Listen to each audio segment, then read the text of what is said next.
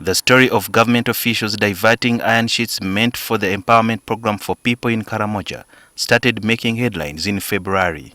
Then how did you arrive at picking out some of these beneficiaries?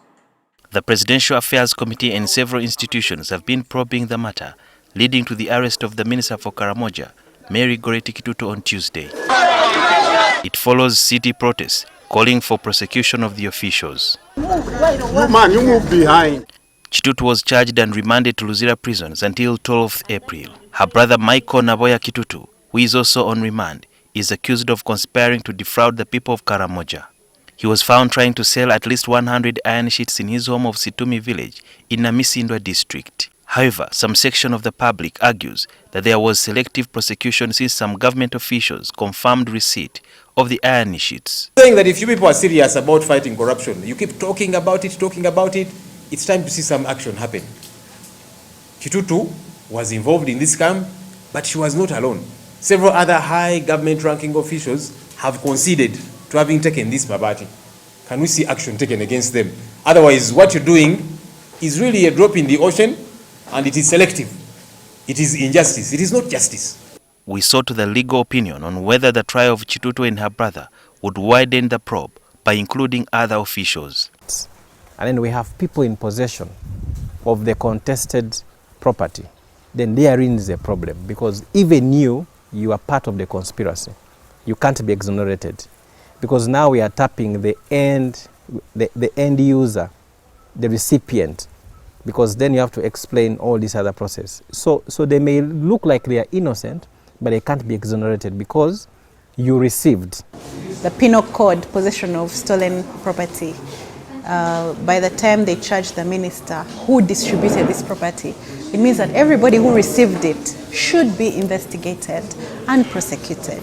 We need to ensure that we do not carry out a miscarriage of justice. A miscarriage of justice would be to do this thing halfway and mess it up. Although the officials confirmed the receipt of iron sheets before charging them with possession of stolen public property, prosecution must prove that the suspects were aware that the iron sheets had been stolen. If these iron sheets were brought to my compound or someone's compound or in someone's store, and they are not aware that actually they were stolen, how would you prove that actually I was aware that these were stolen goods? Almost all of them are top government officials who would know. And number two, these iron sheets were pre-painted and most of them marked. So you can't feign ignorance on this matter. So this is a bit different from the usual. Sometimes you say, I have no knowledge, and it could be true.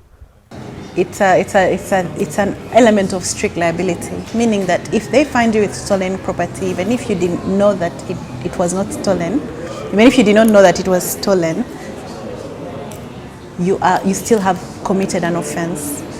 So that's why people need to be careful. That's why in the airports they tell you, please don't do what?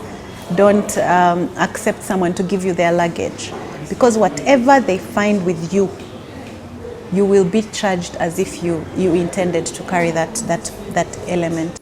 Some officials reportedly returned the iron sheets to the office of the Prime Minister, which weakens the evidence against them, according to the lawyers. Now, the reason why you are seeing many of them trying to deal away with the iron sheets, is to make sure that there is no evidence, there is no exhibits.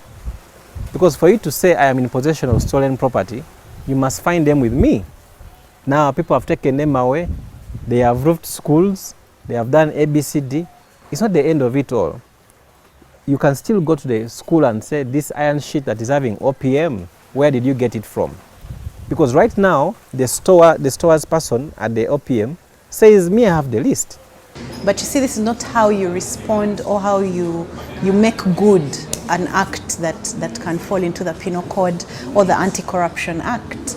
We need these things investigated. We need people to be held to account. Otherwise, people will just walk out of offices with printers and pamphlets. They will take whatever they can get their hands on because they know maybe I can return it or whatever. So what should the ministers have done after receiving iron sheets they allege to have not asked for. So what they should have done is to say, I have received items A, B, C, D. You're right.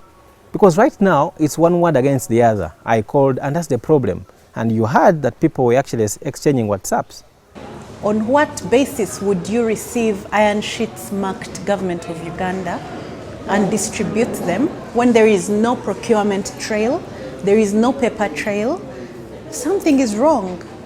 If found guilty in possession of stolen public property, the maximum sentence is 4.8 million shillings or 10 years. And it's the discretion of the presiding judge to consider either one or both. Now, what remains the waiting game is to see how far the DPP is going to go with this matter. Sudhir Biarhanga, NTV.